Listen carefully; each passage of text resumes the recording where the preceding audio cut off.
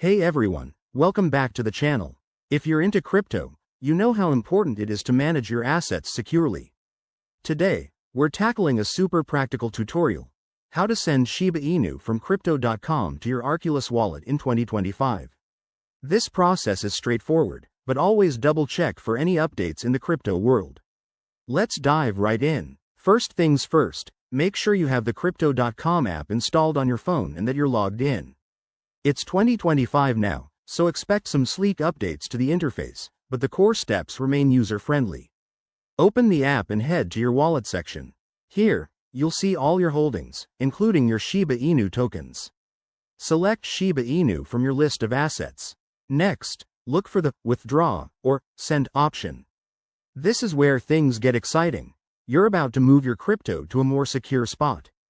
Tap on it, and you'll be prompted to enter the recipient's wallet address. Now, switch over to your Arculus wallet app. Open it up, go to your wallet dashboard, and find the Receive section. Copy the Shiba Inu address provided there. It's usually a long string of letters and numbers, so be careful to get it right. Back in Crypto.com, paste that address into the recipient field. Double-check everything.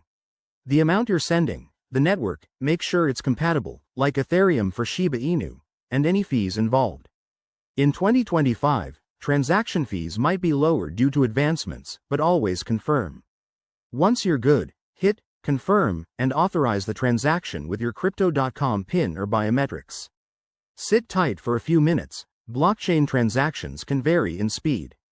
Head back to your Arculus wallet to verify that the Shiba Inu has arrived. If it doesn't show up right away, don't panic. It might just need a bit more time. And there you have it. You've successfully transferred your Shiba Inu to a safer wallet. Remember, always prioritize security in the crypto space. Use hardware wallets like Arculus for better protection. If this guide helped you out, smash that like button, subscribe for more tutorials, and drop a comment below if you have questions. Thanks for watching, and I'll see you in the next video.